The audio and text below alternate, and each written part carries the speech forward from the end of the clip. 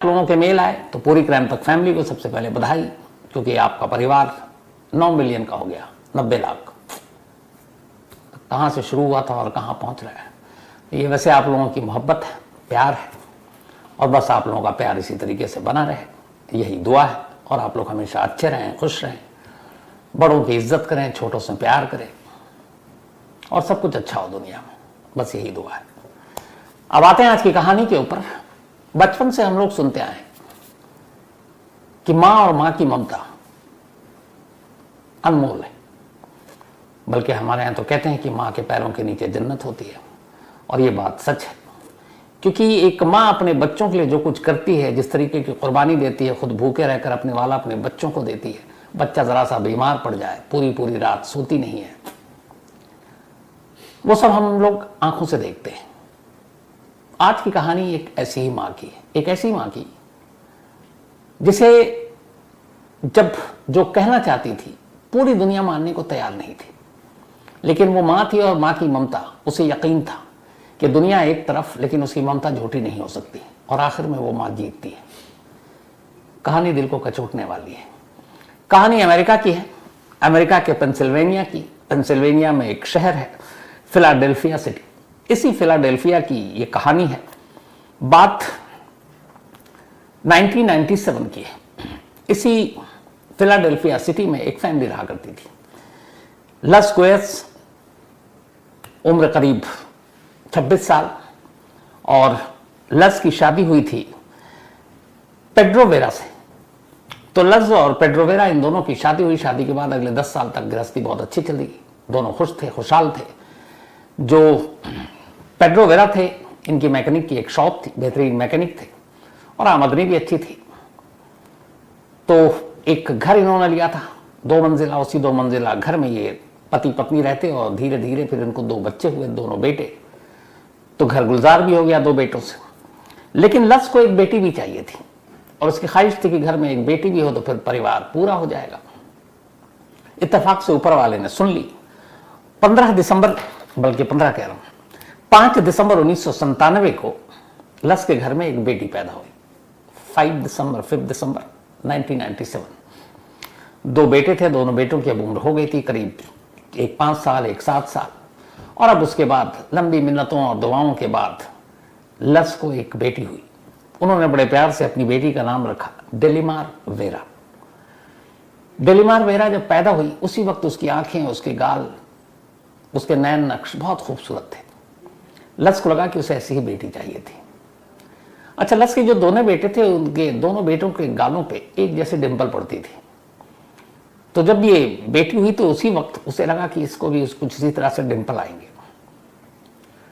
अब लस भी खुश, लस को खुश देखकर उसका पति वेरा भी खुश। करीब 10 दिन बीत गए। 10 दिन के बाद अब मां बिल्कुल स्वस्थ थी बेटी को जन्म देने के बाद। तो डेविड वेरा ने अपने, बल्कि फेड्रो वेरा, माफ कीजिएगा, एक छोटी सी पार्टी रखी घर में बेटी के पैदा होने की खुशी में, और अपने फैमिली मेंबर, तमाम क्लोज जो थे और दोस्त, उनको बुलाया। शाम को पार्टी हुई। तारीख थी 15 दिसंबर 1997। रात हुई। अब सारे लोग अपने अपने घरों को चले गए। घरों को जाने के बाद अब इस घर में जो बाकी सामान वामान था पार्टी का, सब समेटने लगे।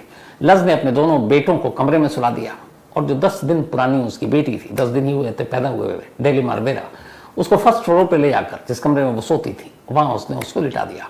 अब नीचे आकर वो अपने हस्बैंड और एक और रिलेटिव थे, उनके साथ सारे बर्तन साफ करने लगी। करीब 15 मिनट के बाद अचानक, जब सब ये लोग नीचे थे, सफाई कर रहे थे, अचानक ऊपर से एक शोर या एक धमाके टाइप की आवाज सुनाई दी। सब ऊपर भागे। ऊपर भागे तो देखते क्या है कि डेलिमार के कमरे में आग लग चुकी और धुआं उठ रहा, और आग बहुत तेज है। लस की 10 दिन की बेटी उस कमरे के अंदर थी। अपने हाथों से वो 15 मिनट पहले सुला कर आई थी। अब जब कमरे में आग, वो अंदर भागने लगी। उसके पति ने, उसके एक फैमिली फ्रेंड थी, उसने उसको पकड़ कर खींचा, क्योंकि अंदर जाने का मतलब मौत। लेकिन वो चीख रही है अपनी बेटी के लिए, और आग की लपटें इतनी तेज कि अंदर जाने का मौका नहीं। तब तक फायर ब्रिगेड, पुलिस को फोन कर दिया गया। रो रो कर बुरा हाल। पुलिस की टीम आती है, फायर ब्रिगेड की टीम आती है। उस कमरे में कुछ नहीं बचता, सब कुछ जलकर खाक। फिर पुलिस जांच करती है तो पाती है कि शॉर्ट सर्किट की वजह से आग लगी। अब लेकिन उस कमरे में उसकी बेटी नहीं मिली, तो फिर पुलिस ने जब छानबीन की तो उस कमरे से कुछ हड्डियां मिली। पुलिस ने उन हड्डियों को देखा और बाकी सीन ऑफ क्राइम देखा। 1 महीने के बाद पुलिस ने केस क्लोज कर दिया। इस आग को एक हादसा बताया और साथ ही ये कि इस आग में 10 दिन की लस की बेटी डेलीमारा की मौत हो चुकी है। यह खबर और पुलिस की तरफ से कंफर्मेशन आने के बाद अब लस ये बर्दाश्त नहीं कर पाई। उसे यकीन ही नहीं हो रहा है कि उसकी बेटी अब इस दुनिया में नहीं। अपने आप को कोस भी रही है कि उसने उसको ले जाकर उस वक्त ऊपर कमरे में अकेले क्यों सुलाया।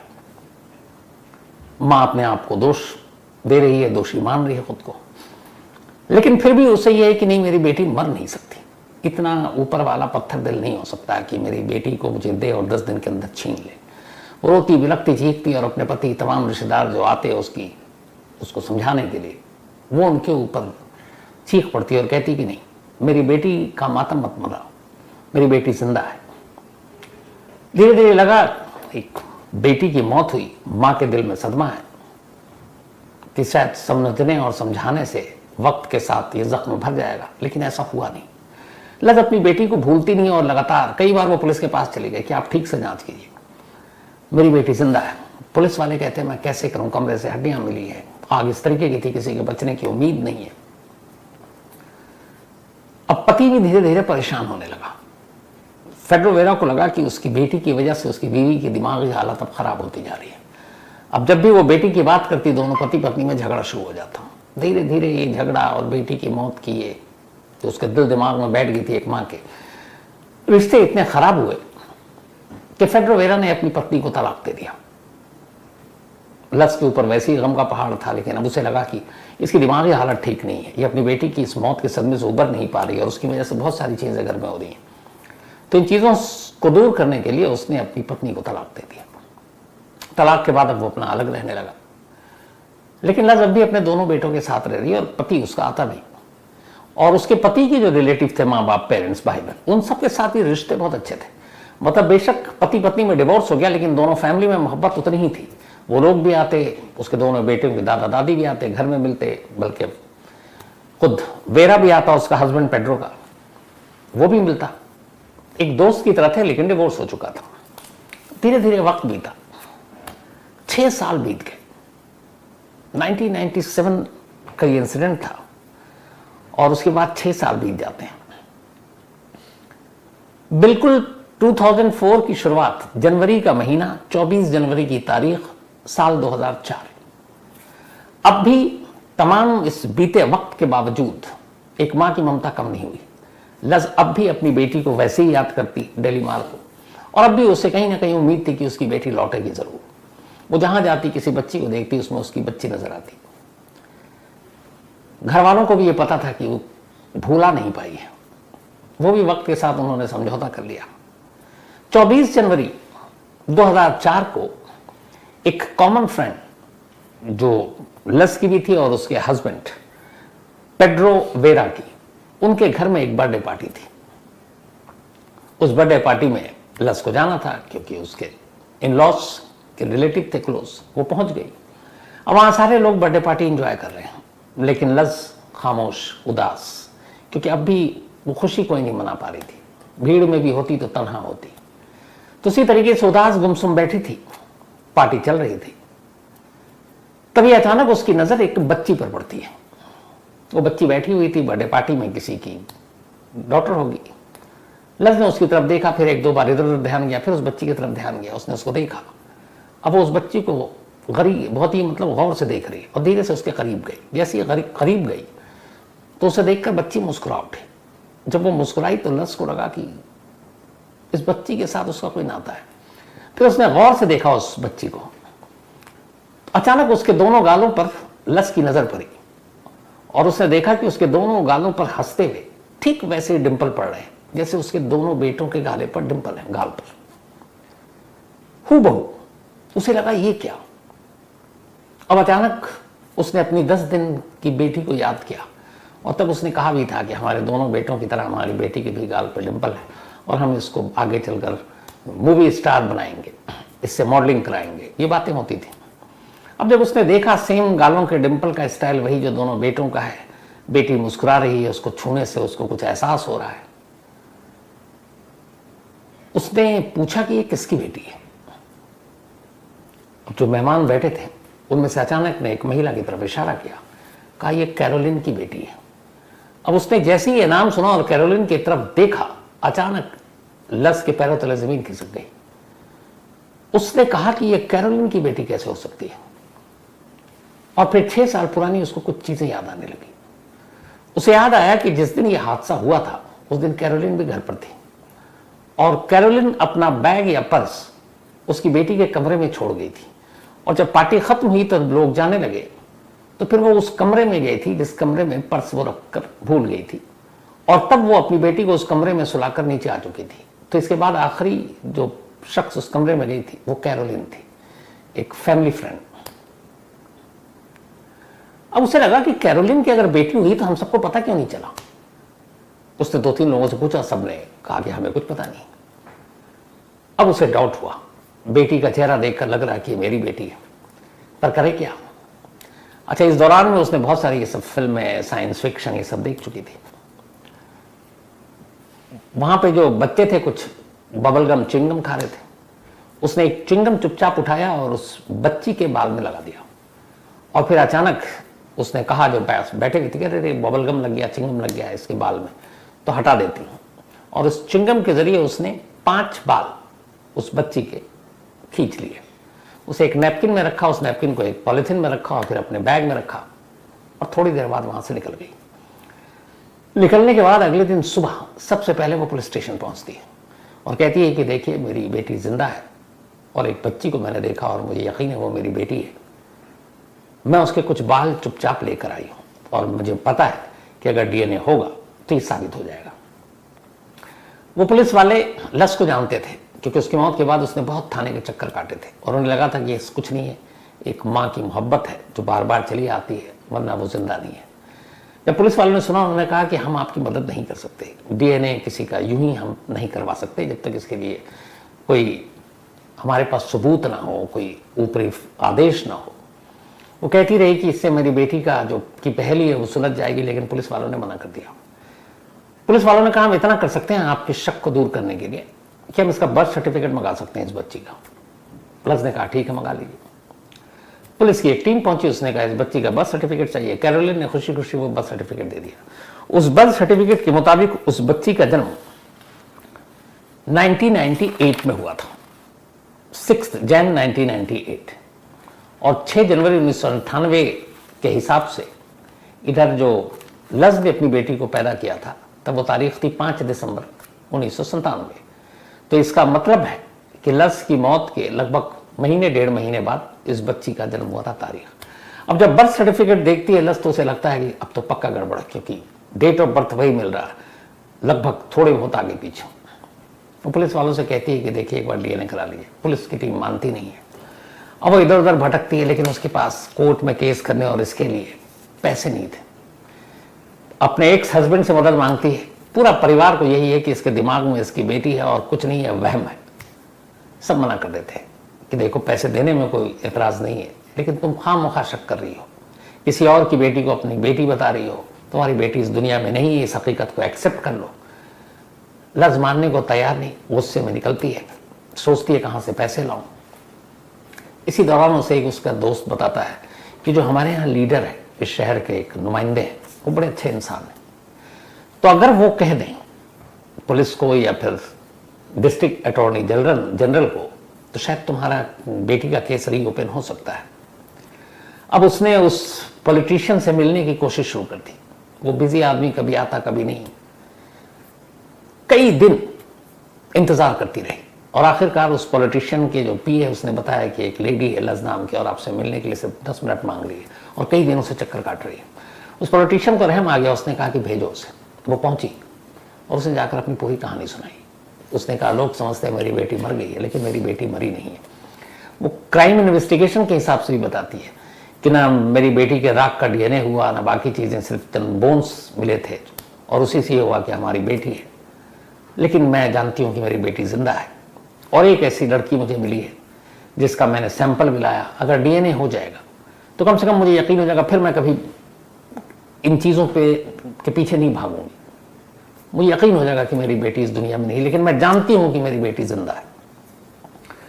1.5 घंटे तक 10 मिनट का वक्त लिया था उस नेता ने लस की बात सुनी, और 1.5 घंटे बाद उसे यकीन हो गया कि एक माँ के दिल की आवाज़, ये झूठ नहीं बोल रही है, ढोंग नहीं कर रही है, इसकी बातों में सच्चाई है।